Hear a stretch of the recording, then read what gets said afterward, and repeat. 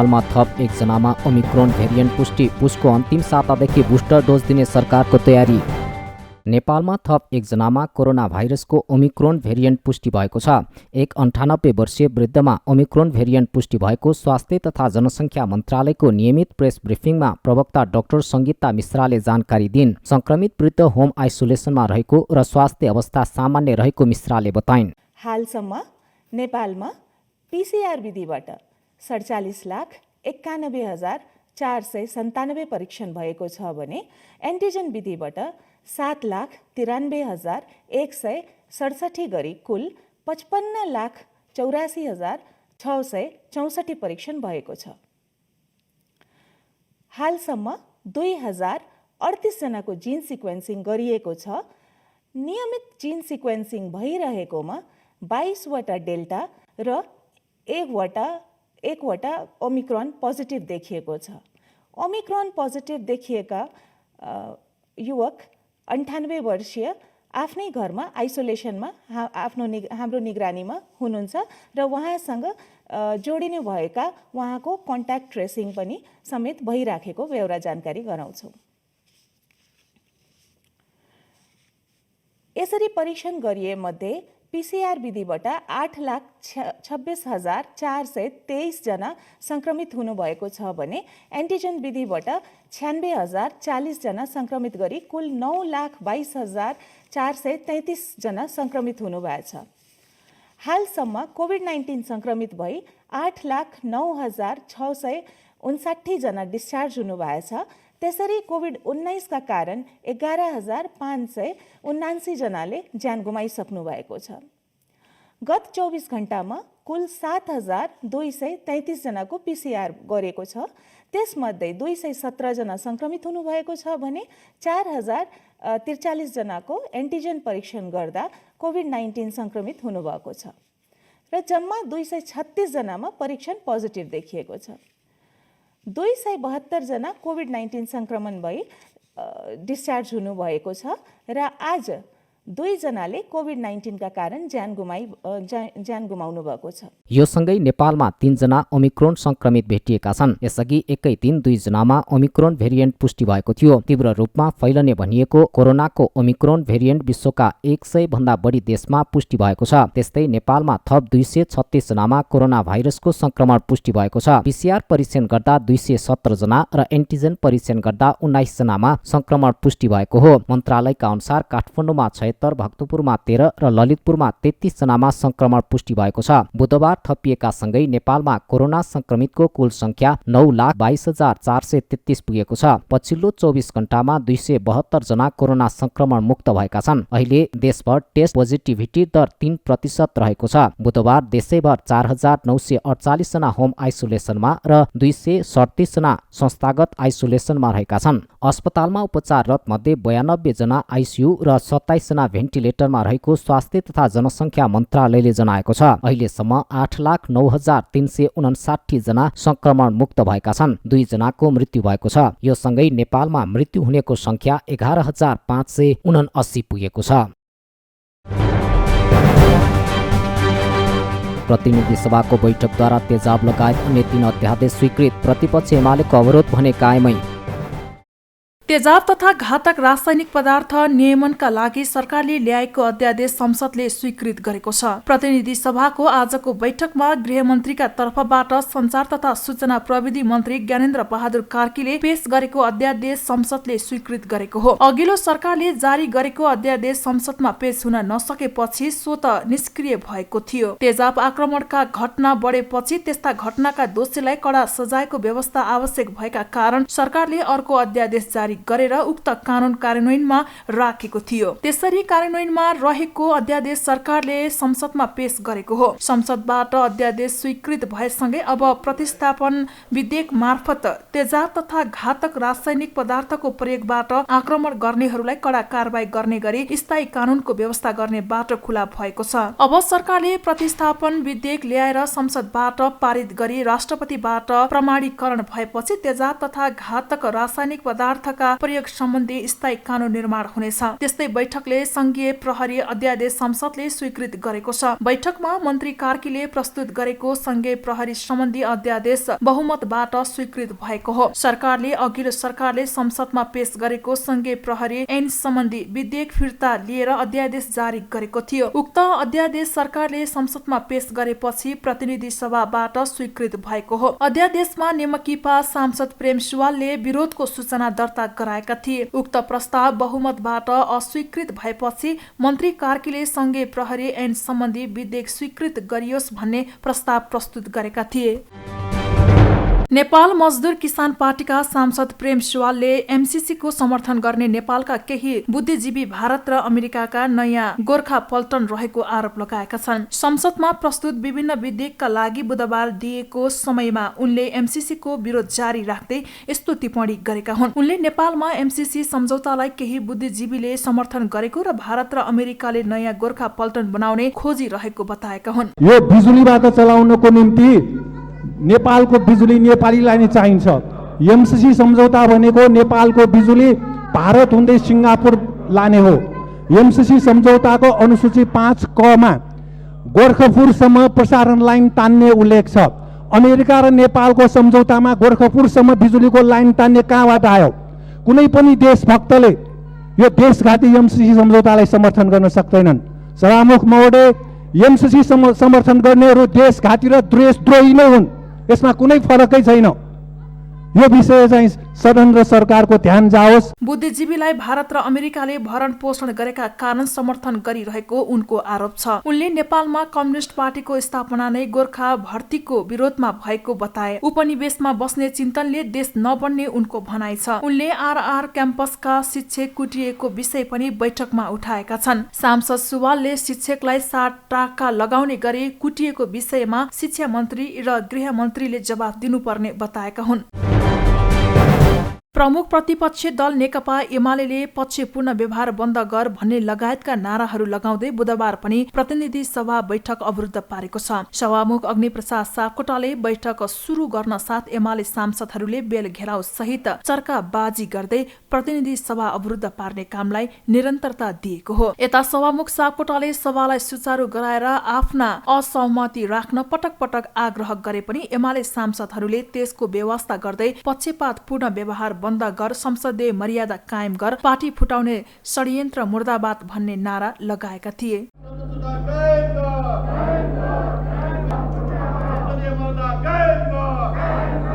एमाले आफ्नो पार्टीले कारबाहीका लागि सिफारिस गरेका माधव नेपाल सहितका 14 जना सांसदलाई कारबाहीको सूचना टाँस नगरेर सभामुख सापकोटा आफै पार्टी फुटाउने षड्यन्त्रमा लागेका भन्दै संसद बैठक अवरुद्ध पार्दै आएको छ।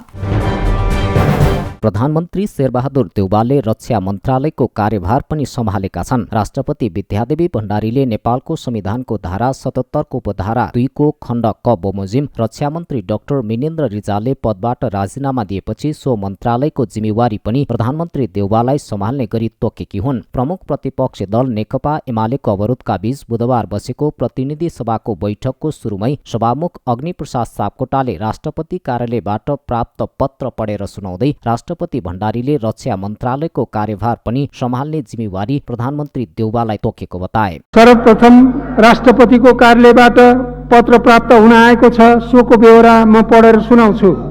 सम्माननीय राष्ट्रपति श्रीमती विद्यादेवी भण्डारीज्यूले मौजूदा मन्त्री परिषदका माननीय रक्षा मन्त्री डाक्टर मिनेन्द्र प्रसाद रिजालले नेपालको संविधानको धारा 77 को उपधारा 2 को खण्ड क बमोजिम मन्त्री परिषदबाट राजीनामा दिनुभएकोले सम्माननीय प्रधानमन्त्रीज्यूको सिफारिसमा रक्षा मन्त्रालयको कार्यभार सम्माननीय प्रधानमन्त्री श्री शेरबहादुर देउवाज्यूले सम्हाल्ने गरी तोक्नु भएको बेहोरा अनुरोध गर्दछु। कांग्रेस नेता समेत रहेका रक्षा मन्त्री रिजालले पार्टीको महाधिवेशनमा महामन्त्री पदमा हार बेहोरेपछि गत पुष 2 गते शुक्रबार मन्त्री पदबाट राजीनामा दिएका थिए। प्रतिनिधि सभाका सभामुख अग्निप्रसाद सापकोटाले संसद अवरुद्ध नगर्न प्रतिपक्ष दल नेकपा एमालेलाई आग्रह गरेका छन्। संसद बैठकमा सभामुख सापकोटाले जनताका आवाज मुखरित गर्ने जनताको सर्वोच्च जनप्रतिनिधि सभा अवरुद्ध नगर्न आग्रह गरेका हुन्। उनले जनताका आवाज मुखरित गर्ने जनताको सर्वोच्च जनप्रतिनिधि सभा अवरुद्ध हुँदा जनतामा एक प्रकारको निराशाको भाव पैदा भएको उनले बताए। लोकतन्त्र सिद्धान्त मात्र नभएर पूर्ण पारदर्शी प्रक्रिया र समन्यायिक परिणामको औजार पनि हो। यस सिद्धान्तलाई लोकतन्त्रको अभ्यास गर्ने उच्चतम थलोको रूपमा रहेको सङ्घीय संसदले अनिवार्य रूपमा बुझ्नु पर्दछ। परिस्थिति र परिवेश सधैँ एकै रहँदैन। समसामयिक रूपमा परिस्थिति अनुकूल राष्ट्रिय हितलाई ध्यानमा राखी कार्य सम्पादन गर्नु र सरकारलाई गर्न लगाउनु सदनको प्रमुख कर्तव्य पनि हो। उल्लेखित विषयवस्तु मनन गर्दै सहज सभा सञ्चालनमा सहयोग गर्न सम्पूर्ण मान्य सदस्यहरूको ध्यान आकर्षण गराउन चाहन्छु। सभामुख सापकोटाले नेकपा एमालेका सांसदहरूलाई आफ्ना मतभेदहरू आफ्ना भनाइ राख्न बैठकलाई सुचारू रूपमा सञ्चालन गर्ने वातावरण बनाउन आग्रह गरेका छन्। एमालेले 2 महिनादेखि संसद बैठक सञ्चालन गर्न दिएको छैन। पार्टीले कारबाही गरेका सांसदको सूची सभामुखले नटाँसेको भन्दै एमाले असन्तुष्ट छ। संसद छिटोभन्दा छिटो सुचारू गराउन पहल गर्न सरकार र सभामुखलाई नेताहरूको आग्रह। एमालेले धुन्धुकारी चरित्र देखाएको समाजवादीका नेता खनालको आरोप। कानून न्याय तथा संसदीय मामिला मन्त्री दिलेन्द्र प्रसाद बडुले अब धेरै दिन संसद अवरुद्ध नहुने विश्वास व्यक्त गरेका छन्। बुधबार संसद बैठकपछि सञ्चारकर्मीहरूलाई संक्षिप्त प्रतिक्रिया दिँदै मन्त्री बडुले प्रमुख प्रतिपक्ष दल नेकपा एमालेले उठाएको विषयमा सम्बद्ध पक्षको ध्यानाकर्षण भइसकेको भन्दै अब धेरै दिन संसदमा गतिरोध नहुने विश्वास व्यक्त गरेका हुन्। प्रतिपक्ष दलले संसदलाई फलदायी उपयोगी बनाउन दिनुपर्ने उनको भनाइ छ। सर्वोच्च अदालतमा विचाराधीन मुद्दा संसदमा छलफलको विषय बनाउन नहुने तर्फ उनले प्रतिपक्ष दल एमालेको ध्यानाकर्षण गराए। यो अवरोध हामीलाई विश्वास छ अब धेरै दिन रहने छैन। उहाँहरूले जुन विषय उठाइरहनु भएको छ मलाई लाग्छ सम्बद्ध पक्षको पर्याप्त ध्यानाकर्षण भइसकेको अवस्था छ। उहाँलाई त्यो महसुस भएको हुनुपर्छ र संसद सुचारू हुँदा उहाँहरूले राख्नुपर्ने विषय र त्यसको जवाब माग्ने ठाउँ पनि पाइन्छ। एकहोरो विरोध मात्रै भयो भने त्यसको जवाब कसले दिने? त्यसकारण जवाब लिनका लागि पनि आफ्नो उठाइरहेको विषयलाई पनि र त्यसभन्दा अतिरिक्त जनताका दैनन्दिन जो समस्याहरू छन् त्यसलाई पनि उठाउने समय उहाँहरूका लागि पनि र अन्यहरूका लागि पनि अवसर हुन्छ र उहाँहरूले अब यो निरन्तरको अवरोधलाई छोडेर आफ्ना विषयवस्तु जुन उठाएका छन् त्यसको जवाब लिने अवसर दिनुपर्छ। संसद चल्नुपर्छ र संसद चल्दा उहाँहरूलाई पनि अन्य जो जनताको प्रतिनिधि बनेर सांसदहरू आएका छन् संसदमा त्यो जनताको सार्वभौम संस्था त्यो थलोको उपयोग हुन सकिरहेको छैन। भूमि व्यवस्था सहकारी तथा गरिबी निवारण मन्त्री शशि श्रेष्ठले सभामुखले प्रमुख प्रतिपक्ष दललाई पक्षपातपूर्ण व्यवहार नगरेको बताएका छन्। अदालतमा विचाराधीन रहेको विषय संसदमा प्रवेश नदिएर सभामुखले संविधान सम्मत काम गरेको उनको तर्क छ। आरोपको लागि आरोप त जसले जे लाउँदा पनि लाएर हुने भए त मैले पनि तपाईहरुलाई आरोप लगाइदिए भो। त्यो यथार्थ के हो भन्ने कुरो बुझ्नु पर्यो नि त। यथार्थमा त त्यो सत्य कुरो होइन। सभामुखले अहिले चाहिँ जे गरिराख्नु भएको छ एउटा अदालतमा भएको विषय यहाँ प्रवेश गर्न मिल्दैन। जुन कुरो त संविधानमै उल्लेख छ नि, संविधानमै उल्लेख भएको संविधानको चाहिँ प्रावधानलाई टेकेर उहाँले भनिराख्नु भएको छ भने के चाहिँ पक्षपातपूर्ण कुराहरू भयो? सवाल यहाँनिर हो। त्यसकारणले कसैले आरोप लायो भनेर कागले कान लग्यो भनेर कागको पछाडि दौडने होइन कि यथार्थ के हो त्यतातिर जानुपर्छ। पूर्व प्रधानमन्त्री तथा नेकपा एकीकृत समाजवादीका सांसद झलनाथ खनालले एमालेले संसदमा गरिरहेको अवरोधलाई मूर्खतापूर्ण बल प्रयोगको संज्ञा दिए। संसदलाई बन्धक बनाएर राष्ट्रलाई अराजकतातर्फ लैजान खोजेको उनले बताए। यो एउटा अराजकतावादी कुरा हो जोसँग तर्कहरू सिद्धिन्छन्, शक्ति सिद्धिन्छ, बौद्धिकता सिद्धिन्छ, मर्यादा सिद्धिन्छ, संवैधानिकता सिद्धिन्छ। त्यस्ता मानिसहरू बल प्रयोगमा लाग्छन्, मूर्खतापूर्ण बल प्रयोग। यो मूर्खतापूर्ण बल प्रयोगभन्दा बढ्ता केही पनि हो। कुनै पनि संसद भनेको प्रतिपक्षको, प्रतिपक्षले संसदलाई कसरी प्रयोग गर्ने भन्ने बारेमा बडो बुद्धिमत्तापूर्वक प्रयोग गर्न सक्नुपर्छ। संसदलाई जनताका आवाज उठाउने, राष्ट्रका आवाज उठाउने, सम्पूर्ण जनताका विभिन्न समस्याहरू उठाउने, जनताका धुकधुकीहरू यो ठाउँमा प्रतिबिम्बित गर्ने थलो हो। उनले एमाले नेतृत्व धुन्धुकारी प्रवृत्तिबाट ग्रस्त बनेको समेत टिप्पणी गरेका छन्। सत्तारूढ जनता समाजवादी पार्टी नेपालका संघीय परिषद अध्यक्ष एवं पूर्व प्रधानमन्त्री डाक्टर बाबुराम भट्टराईले संसद अवरुद्ध पारिरहेको प्रमुख प्रतिपक्षी दल नेकपा एमालेलाई सरकारले दण्डित गर्न मात्र बाँकी रहेको टिप्पणी गरेका छन्। बुधबार प्रतिनिधि सभा बैठकबाट बाहिरिने क्रममा अध्यक्ष भट्टराईले सञ्चारकर्मीहरूले राखेको जिज्ञासाको जवाफ दिने क्रममा संसद अवरुद्ध गरिरहेको एमालेलाई सरकारले दण्डित गर्न मात्र बाँकी रहेको बताएका हुन्। उनले एमालेले अब पनि संसद बैठक सुचारू नगरे जनता आफैले दण्डित गर्ने दावी समेत गरे। अध्यक्ष भट्टराईले महिनौसम्म संसद अवरुद्ध पारेर एमाले अध्यक्ष केपी शर्मा ओलीले आफूलाई अझै पनि प्रतिगमनकारी कित्तामै उभ्याएको तर्क समेत गरे। गत वर्षको पुस 5 यता प्रतिगामी दिशामा रहेका ओली अहिले पनि यसैमा रहेको भन्ने प्रमाण नै संसद अवरुद्ध गरिरहनु रहेको उनको भनाइ थियो। अध्यक्ष भट्टराईले संसदमा असहमति राख्ने भनेको बैठक अवरुद्ध पारेर नभई त्यही भित्र तर्क वितर्क गर्ने रहेको बताए। अनि जनताको जनप्रतिनिधि संस्था भनेको जनताको सार्वभौम सत्ता अभ्यास गर्ने सबभन्दा उच्चतम थलो हो। यसमा असहमतिहरू हुन सक्छन्, तर प्रमुख प्रतिपक्षी दलले आफ्नो असहमति राख्ने हो, अवरोध गर्ने होइन। कहिलेकाहीँ आवेगमा आएर केही समय हुन सक्छ। त्यसरी महिनौसम्म सचेतन ढङ्गले र कुनै राष्ट्रिय मुद्दा होइन, अन्तर्राष्ट्रिय मुद्दा होइन, आफ्नो पार्टी फुट्यो भन्ने न्युमा यसरी बन्धक बनाउनु बिल्कुल गैर लोकतान्त्रिक गतिविधि हो र यसले हाम्रो लोकतन्त्रलाई गम्भीर घात पुर्याउँछ। त्यसैले मेरो आग्रह छ नेकपा एमालेका साथीहरू र उहाँको नेतृत्वले गम्भीरतापूर्वक पुनर्विचार गर्नुहोस् र उहाँले यसरी अनिश्चित ढङ्गले चाहिँ संसदलाई बन्धक बनाउने हो भने यो लोकतन्त्र कसरी चल्छ? उहाँ आफूलाई जनताको बौद्धिक जनवाद पक्षधर भन्नुहुन्छ। यसरी लोकतन्त्रलाई नै असफल पार्ने ढङ्गले उहाँहरू जानुभयो भने यो ठुलो दुर्भाग्य हुन्छ। म उहाँहरूलाई विशेष आग्रह गर्छु र उहाँले छिटोभन्दा छिटो यो संसद सुचारू गर्ने वातावरण बनाउनुपर्छ। अन्यथा एउटा अन्तर्राष्ट्रिय परम्पराअनुसार संसदीय मर्यादाअनुसार सदनलाई अगाडि बढाउनुपर्छ र त्यसको चाहिँ परिणाम उहाँले जनताबाट भोग्नुपर्छ। अध्यक्ष भट्टराईले संसद अवरुद्ध पार्ने कामलाई निरन्तरता दिएर एमालेले लोकतन्त्रलाई नै असफल बनाउने प्रयास गरिरहेको आरोप समेत लगाए। कांग्रेसको 14औं महाधिवेशनको मतगणना 10 दिनमा टुङ्गियो। शुक्रबार शपथ तथा पदभार ग्रहण हुने। नेपाली कांग्रेसको 14औं महाधिवेशन अन्तर्गत जारी मतगणना बुधबार राति सम्पन्न भएको छ। बुधबार दलित जनजाति, खस आर्य र आदिवासी तर्फको मतगणना सकिएपछि 14औं महाधिवेशन अन्तर्गतको मतगणना 10 दिनमा सकिएको हो। यसैबीच नेपाली कांग्रेसको नवनिर्वाचित केन्द्रीय कार्य समितिको पहिलो बैठक शनिबार बस्ने भएको छ। पार्टी केन्द्रीय कार्यालय सानेपामा यही पुस 10 गते पहिलो केन्द्रीय कमिटिको बैठक बस्ने कांग्रेस मुख्य सचिव कृष्ण प्रसाद पौडेलले जानकारी दिए। उनले 10 गते बैठक बोलाउने भए पनि समय भने तय भइ नसकेको जानकारी दिए। यसअघि पुस 9 गते कांग्रेसको केन्द्रीय निर्वाचन समितिले नवनिर्वाचित पदाधिकारी र सदस्यलाई प्रमाणपत्र वितरण गर्ने कार्यक्रम छ। सोही दिन सभापति शेरबहादुर देउवाले पदभार ग्रहण गर्नेछन्। 14औं महाधिवेशनबाट 13 जना पदाधिकारी र 121 जना केन्द्रीय सदस्य निर्वाचित भएका छन्। माओवादी केन्द्रले राष्ट्रिय सम्मेलनबाट पार्टीमा नयाँ क्रान्तिकारी विचार निर्माण गर्ने संगठनात्मक सिद्धान्त जनवादी केन्द्रीयता तय।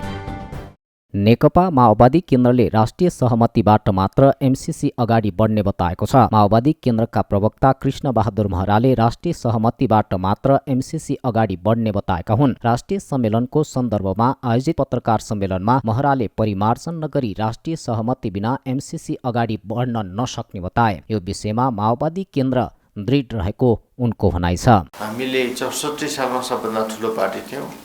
70 पछि हामी लगभग 10 वर्ष जति करिब हामी सानो पार्टी भयौँ र सानो पार्टी हुँदाखेरि हामीले भएका अरू पार्टीहरूसित सहकार्य गर्दाखेरिको र संसदीय अभ्यासमा हामीले भएका चिजहरूलाई गम्भीर रूपले समीक्षा गर्छौँ। हामी 64 सालमा सबभन्दा ठुलो पार्टी किन भयौँ, त्यसपछि हामी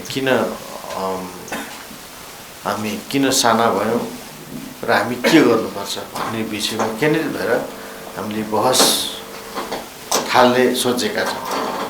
हामीले क्रान्तिकारी बाटोमा केही अवरोधहरूसँग लड्ने बेलामा हामीले केही कमजोरी गर्यौँ कि भन्ने समीक्षासहित प्रस्तुत हुने पक्षमा छौँ यो राष्ट्रिय सम्मेलनमा। प्रवक्ता महराले राष्ट्रिय सम्मेलनको मुख्य लक्ष्य पार्टी निर्माण भएको पनि बताए। राष्ट्रिय सम्मेलन क्रान्तिकारी विचार र नयाँ पार्टी निर्माणमा केन्द्रित रहने उनले स्पष्ट पारे। सम्मेलनले पार्टीसँग सहकार्य गर्दा र संसदीय अभ्यासको पनि गम्भीर समीक्षा गर्ने महराको भनाइ छ। हाम्रो मान्यता सिद्धान्त मार्क्सवाद लेनिनवाद माओवादलाई सिद्धान्त मानेका छौँ र त्यसको सङ्गठन र सिद्धान्त के भने जनवादी केन्द्रितता हो। कतै त्योबाट विचलित त भएन भन्नेमा पनि हामी समीक्षा गर्छौँ। त्यसकारणले पार्टी निर्माणमा केन्द्रीकृत अभिव्यक्ति दिने, एकताबद्ध हुने, क्रान्तिको बाँकी कार्यभारलाई सम्पन्न गर्ने, तर परम्परागत ढङ्गले क्रान्ति होइन नयाँ ढङ्गले कसरी सम्पन्न गर्न सकिन्छ भन्ने नेपाली जनताको रूपान्तरणको सपनालाई पुरा गर्ने कुरामा केन्द्रित छौँ। त्यो ढङ्गको पार्टी निर्माण, त्यो ढङ्गको पार्टी कसरी बनाउन सकिन्छ यो विषयमा हामी केन्द्रित भएर छलफल बहस गर्नेछौँ। नयाँ कार्यदिशालाई मध्यनजर गर्दै अध्यक्ष पुष्पकमल दाहालले दस्तावेज तयार गरिरहेको पनि महराले बताए। माओवादी केन्द्रको राष्ट्रिय सम्मेलन पुष 11 देखि 13 गतेसम्म हुँदैछ। निर्वाचनको विषयलाई लिएर प्रदेश 2 मा कङ्ग्रेस कार्यकर्ता बीच कुटाकुट। निर्वाचन कार्यक्रम बिहिबारसम्मको लागि स्थगित। प्रदेश 2 मा जारी नेपाली कङ्ग्रेसको प्रदेश कार्य समितिको पहिलो अधिवेशनका क्रममा 2 समूहबीच कुटाकुट भएको छ। जनकपुर धामस्थित कङ्ग्रेस प्रदेश नम्बर 2 को निर्वाचन स्थल गोपाल धर्मशालामा सभापति शेरबहादुर देउवा र नेता विमलेन्द्र निधि पक्षधरबीच कुटाकुट भएको हो।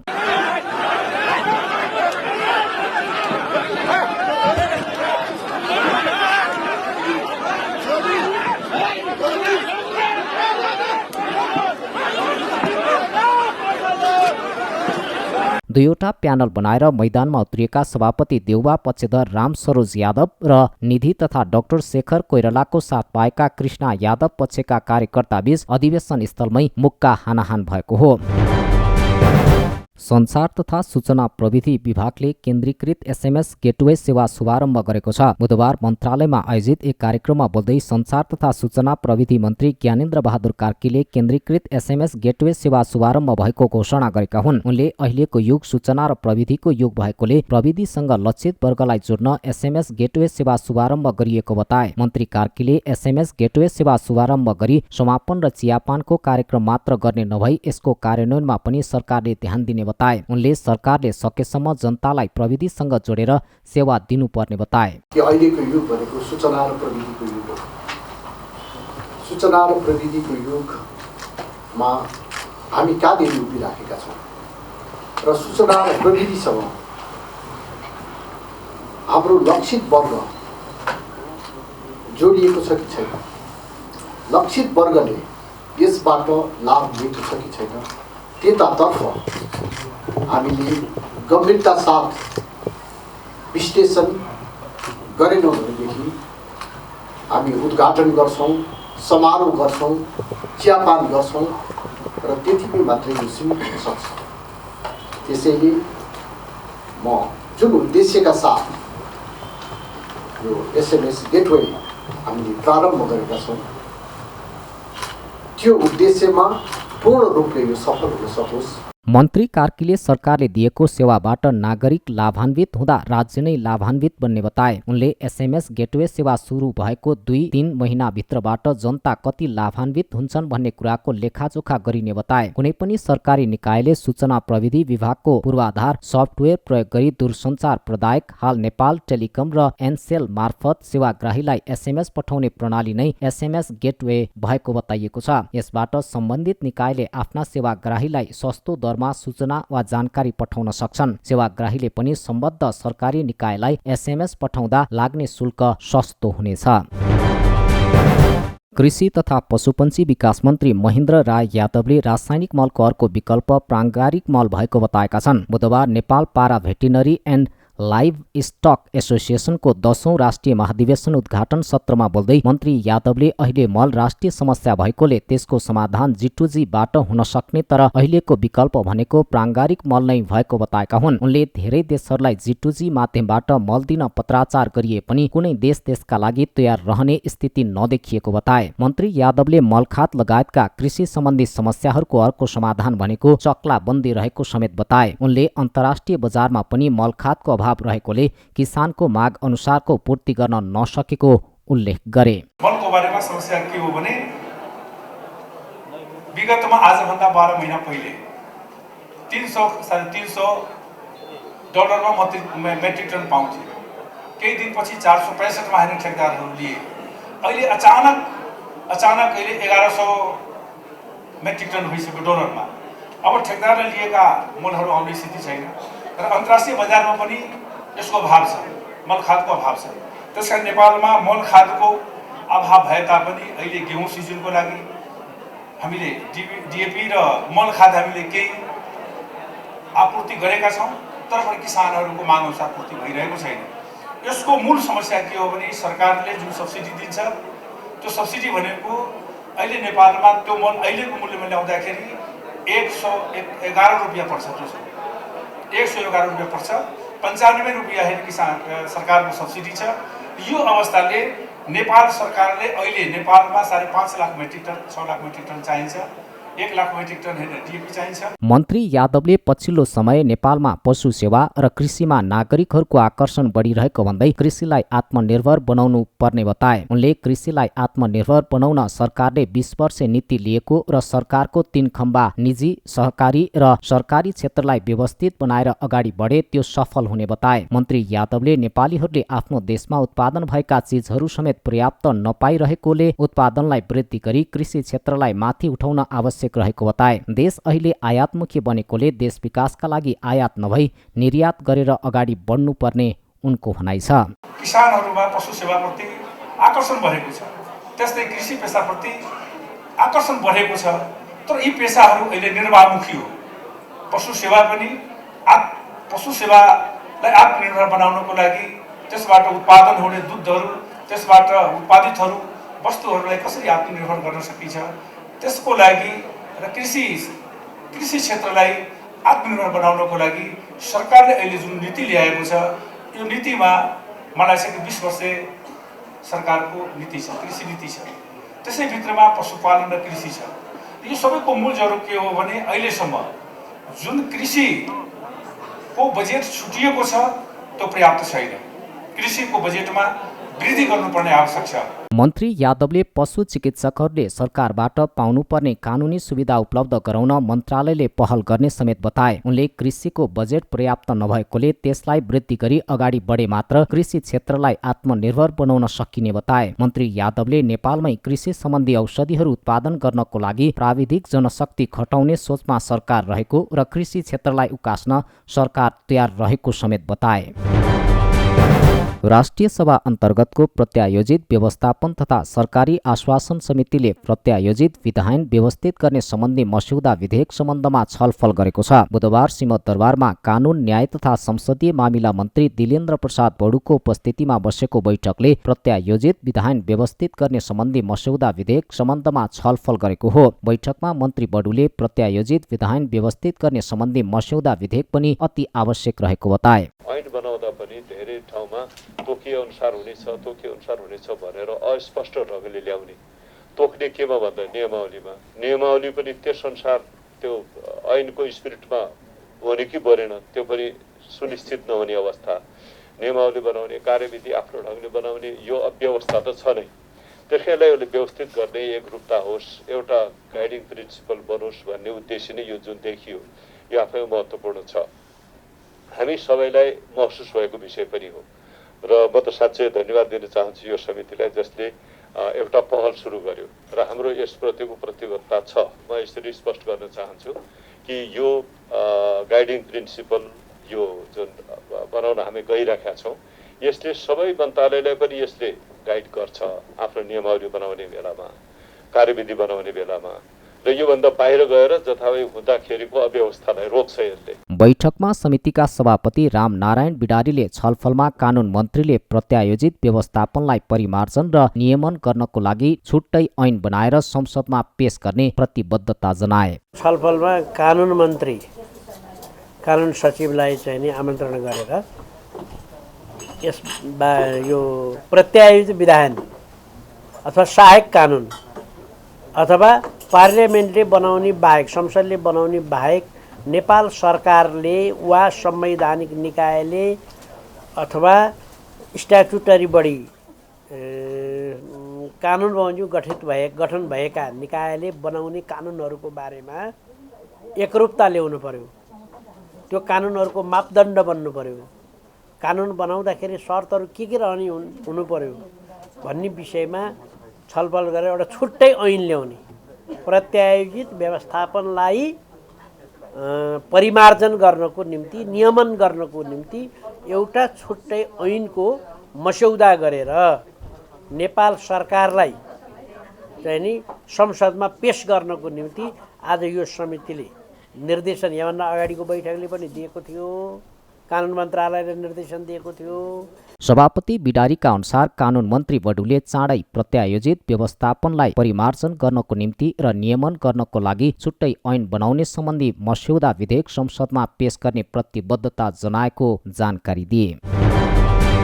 सनराइज बैंकले सहकारीका ग्राहकहरूले पनि भिजा डेबिट कार्ड मार्फत भुक्तानी पाउने व्यवस्था गरेको छ। बुधबार बैंकले काठमाडौँमा एक कार्यक्रम आयोजना गरी सहकारीका ग्राहकहरूले पनि भिजा डेबिट कार्ड मार्फत भुक्तानी पाउने व्यवस्था सुरु गरेको हो। उक्त सेवा विस्तारका लागि बैंकले पायोनियर एसोसिएट्स, कोशिश सहकारी सफ्टवेयर, आइमार्क तथा नेपाल इलेक्ट्रोनिक पेमेन्ट सिस्टमसँग सम्झौता समेत गरेको छ। कार्यक्रममा बोल्दै सनराइज बैंकका प्रमुख कार्यकारी अधिकृत सीईओ सुमन शर्माले 4 वर्षको प्रयासपछि सहकारीमा भिजा डेबिट कार्ड प्रयोगमा ल्याउन सफल भएको बताए। सीईओ शर्माले नेपाल सरकार तथा केन्द्रीय बैंकले मौद्रिक नीतिमा नै सहकारीलाई पनि डिजिटल बैंकिङ कारोबारमा ल्याउन योजना अनुसार यो कार्यक्रम सनराइज बैंकले सुरु गरेको बताए। उनले सहकारी र बैंक बीचमा भिजा तथा डेबिट कार्ड मार्फत भुक्तानी गर्न सक्ने व्यवस्था दक्षिण एसियामा नै पहिलो भएको बताए। सीईओ शर्माले यो कार्यले सहकारीमा समेत ग्राहकको विश्वास बढ्ने बताए। यो भिजा ब्रान्डको कार्ड, को ब्रान्डिङ कार्ड जुन हामी र सहकारी बिचको को ब्रान्डमा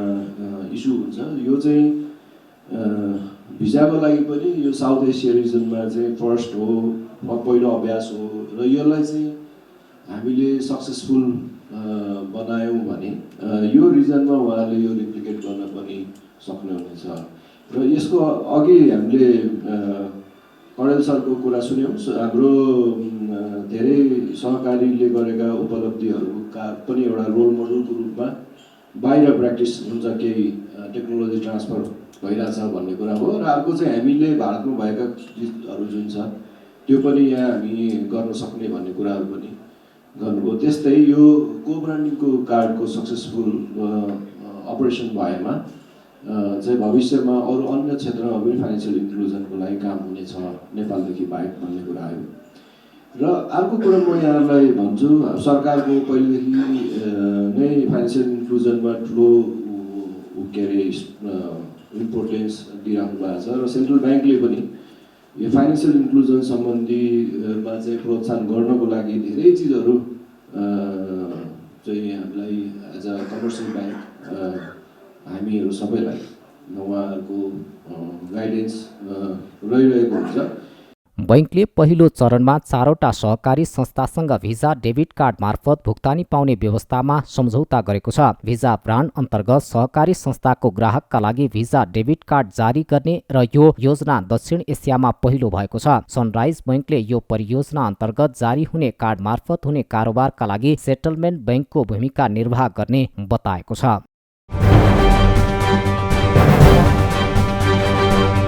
क्यानका 6 बोर्ड सदस्यद्वारा ज्ञानेन्द्र मल्लसहित 4 खेलाडीमाथि गरिएको कारबाही फिर्ता लिन माग, निष्कासन शङ्कास्पद भएको आरोप।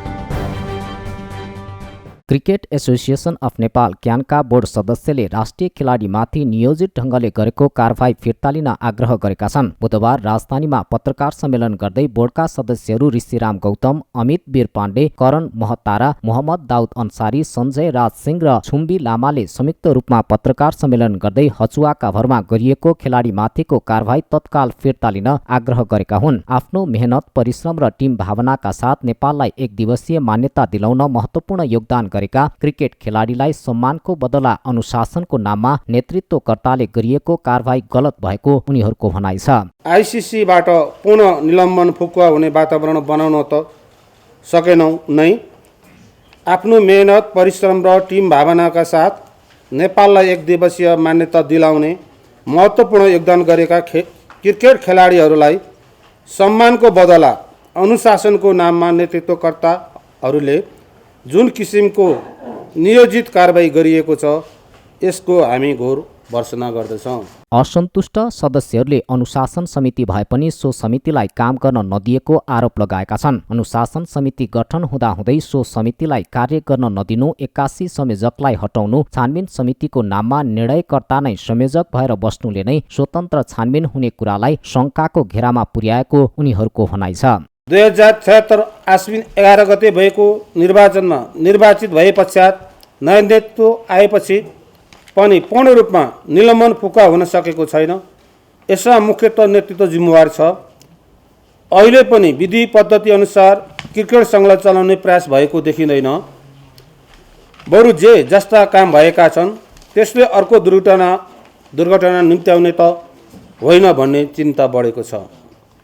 कार्यसमितिको बैठकमा एजेन्डा वितरण नगरी आफू खुसी प्रस्तावहरू ल्याएर छलफल गर्ने, निर्णय पनि आफ्ना अनुकूलतामा लेख्ने तथा कतिपय निर्णयहरू छलफल नै नगरी लेख्ने र हामी सदस्यहरूले समेत त्यस्ता निर्णयहरू प्रेस विज्ञप्ति मार्फत थाहा पाउनुपर्ने अवस्था बनेको छ।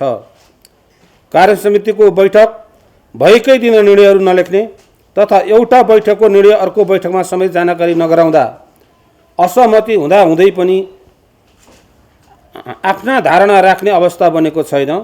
तर क्रिकेट सङ्घ जसरी चलेको छ यसले विधि र पद्धतिबाट चलेको छ कि नेतृत्वकर्ताको स्वेच्छाचारितामा भन्ने प्रश्न गम्भीर रूपमा उठ्दै आएको छ। प्रतिवेदन बोर्ड सदस्यलाई समेत जानकारी नगराएको र असहमतिका बावजुद खेलाडीको भविष्यमाथि खेलवाड हुने गरी कारबाही गरिएको क्यान सदस्यले बताएका छन्। परामर्शमै खेलाडीको वर्गीकरण गर्नुपर्ने आफूहरूले आवाज उठाए पनि एकलौटी ढङ्गले निर्णय गरेको उनीहरूले जिकिर गरेका छन्। राष्ट्रिय टिमका कप्तान ज्ञानेन्द्र मल्ल र उपकप्तान दिपेन्द्र सिंह ऐरीको जिम्मेवारी खोज्ने तथा खेलाडीहरू सोमपाल कामी र कमल सिंह ऐरीलाई सेन्ट्रल कन्ट्र्याक्टबाट हटाउने क्यानको निर्णय फिर्ता लिन माग गरेका छन्। यसअघि उनीहरूले खेलाडीलाई कारबाही गर्ने गरी क्यानले गरेको निर्णयमा नोट अफ डिसेन्ट लेखेका थिए।